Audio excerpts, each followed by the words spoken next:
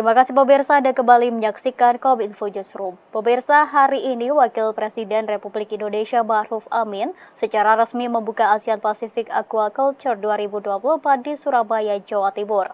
Dalam sambutannya, Wapres menekankan pentingnya pengembangan inovasi teknologi budidaya perairan berkonsep ekonomi biru melalui pendekatan yang memanfaatkan sumber daya laut berkelanjutan. Wakil Presiden Republik Indonesia Ma'ruf Amin resmi membuka ASEAN Pacific Aquaculture 2024 di Surabaya, Jawa Timur, Kamis 4 Juli 2024.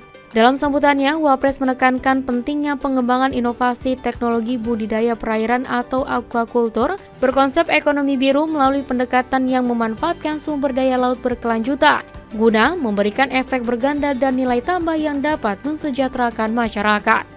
Untuk mencapai hal tersebut, Wapres pun meminta kementerian atau lembaga terkait untuk terus memberikan perhatian pada riset dan perekayasaan teknologi untuk pengembangan aquaculture berbasis ekonomi biru dengan tetap menjaga keseimbangan ekologi dan ekonomi. Wapres berharap Forum ASEAN Pacific Aquaculture 2024 dapat dijadikan sebagai tempat pertukaran informasi dan berbagai hasil pengembangan atau penelitian, inovasi, serta teknologi aquaculture terbaru hingga meningkatkan nilai investasi di bidang budidaya perikanan di Indonesia. Saya berharap kegiatan ini dapat meningkatkan investasi di bidang budidaya perikanan Indonesia, serta menumbuhkan inovasi dan teknologi budidaya perikanan yang ramah lingkungan dan berkelanjutan. Pemerintah sudah berkomitmen memberikan kemudahan perizinan, insentif, keamanan, dan kestabilan iklim politik, konektivitas, serta sumber daya manusia terampil untuk kelancaran investasi. Menteri Koordinator Bidang Kemaritiman dan Investasi Luhut Binsar Panjaitan mengungkapkan Indonesia mampu mengurangi emisi karbon dioksida sekitar 160.000 ton per tahun dengan melihat perkembangan produksi kendaraan listrik dan baterai litium saat ini. Produksi ekosistem kendaraan listrik juga akan mengurangi impor BBM sebesar 45 juta liter per tahun serta menghasilkan penghematan subsidi BBM mencapai 131 miliar rupiah per tahun.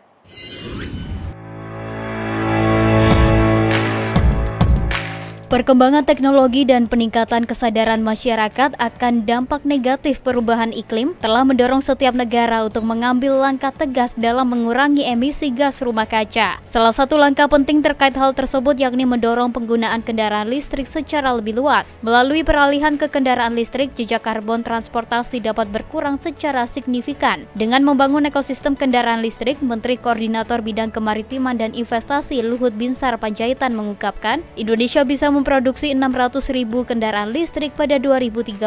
Ia memastikan kendaraan tersebut bisa berdampak positif ke pengurangan emisi hingga hemat subsidi BBM. Indonesia memiliki target 600.000 kapasitas produksi BEV di tahun 2030, sehingga produksi Kona Elektrik 50 akan 50.000 unit per tahun ini akan menambah kapasitas produksi Indonesia secara signifikan. Produksi ini dapat diperkirakan mengurangi emisi CO2 sekitar 160.000 ton per tahun dan juga akan mengurangi impor BBM 45 juta liter per tahun serta penghematan subsidi BBM yang mencapai 131 miliar rupiah per tahun dan akan bertambah seiring jumlah kendaraan yang beredar.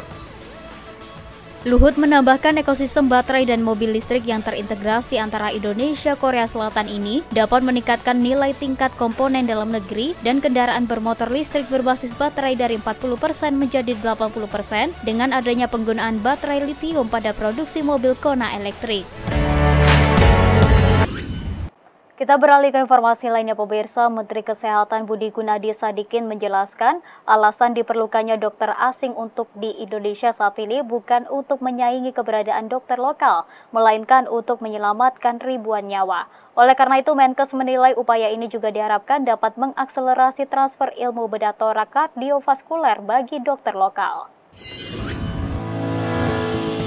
Menteri Kesehatan Budi Gunadi Sadikin mengatakan tujuan dokter-dokter asing didatangkan ke Indonesia bukanlah untuk menyaingi dokter lokal, melainkan untuk membantu menyelamatkan ribuan masyarakat yang terkena penyakit serius di Indonesia. Budi menjelaskan hampir 80 tahun merdeka, Indonesia masih kekurangan tenaga spesialis, dengan spesialis yang paling banyak kosong ialah dokter gigi. Selain itu, pendistribusian tenaga kesehatan di daerah juga masih sangat kurang, seperti 65% puskesmas di daerah terpencil perbatasan kepulauan yang mengalami kekosongan 9 jenis tenaga kesehatan. Oleh karena itu, Budi mengatakan bahwa pihaknya mendatangkan dokter dari luar negeri, seperti yang dilakukan dalam kerjasama RSUP Adam Malik dan Arab Saudi untuk memberikan operasi bagi anak-anak Medan yang mempunyai penyakit jantung bawaan yang menjadi misi utama pemerintah dalam mendatangkan dokter asing ke Indonesia. Budi menilai selain dapat menyelamatkan 12.000 nyawa bayi per tahun yang berisiko meninggal akibat kelainan jantung, upaya ini juga dapat mengakselerasi transfer ilmu bedah toraks kardiovaskular bagi dokter lokal. Saya sama Pak Gubernur, sama dokter-dokter dari Rumah Sakit Adam Malik melihat bagaimana dokter-dokter dari Arab Saudi melakukan operasi jantung anak. Tadi ada anak yang masih kecil, yang ini sekarang yang umur 7 tahun. Mereka punya kelainan jantung bawaan yang kalau tidak dioperasi bisa meninggal. Kita baru bisa melakukan seluruh Indonesia tuh 6.000 setiap tahun, padahal yang butuh 12.000. Itu sebabnya kita ingin melakukan percepatan bedah jantung anak ini. Tim dari Saudi Arabia datang ke sini, ya, dan mereka langsung melakukan praktek bedah jantung anak, menyelamatkan nyawa anak-anak kita, ya, menyenangkan orang tuanya, dan juga tempat belajar bagi dokter-dokter kita.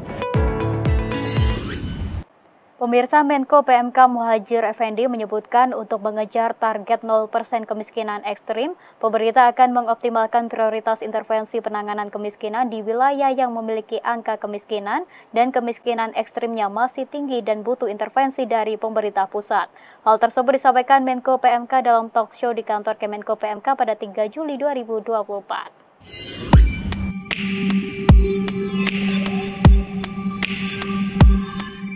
Pemerintah saat ini memiliki 3 strategi kebijakan yang diharapkan dapat menekan angka kemiskinan, yakni pengurangan beban pengeluaran, peningkatan pendapatan, dan penurunan kantong-kantong kemiskinan. Menko PMK Muhadjir Effendi dalam talk show yang dilakukan di kantor Kemenko PMK pada 3 Juli 2024 menyebutkan, target kemiskinan ekstrim 0% dapat dicapai dengan penguatan kolaborasi antar kementerian, lembaga, pemerintah daerah hingga pihak swasta. Menko Muhadjir juga menugaskan jajarannya untuk mendata daerah dengan angka kemiskinan dan kemiskinan ekstrim yang masih tinggi dan butuh intervensi dari pemerintah pusat. Data dari BPS menunjukkan tingkat kemiskinan ekstrim pada Maret 2024 tersisa 0,83%. Angka ini turun 0,29% dibanding Maret tahun 2023 lalu.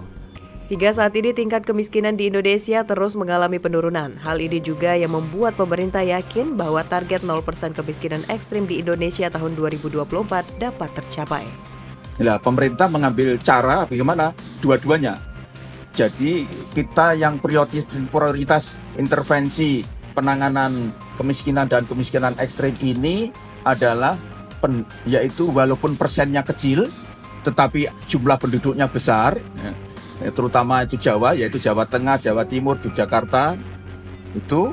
Kemudian yang kedua yaitu provinsi yang walaupun penduduknya sedikit, tapi persentase angka kemiskinan dan kemiskinan ekstrimnya sangat tinggi. Ini ada itu sampai ke kabupaten kota, di mana saja yang tinggi.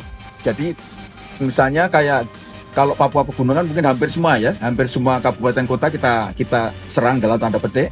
Tapi mestinya seperti Jawa Tengah, Jawa Timur, DIY itu kita pilih, ya, kita klasifikasi sampai di tingkat kabupaten, kemudian kita turunkan lagi di tingkat kecamatan, kemudian by name by address-nya, by name by address yang kita jadi namanya siapa di mana itu kemudian kita tangani itu.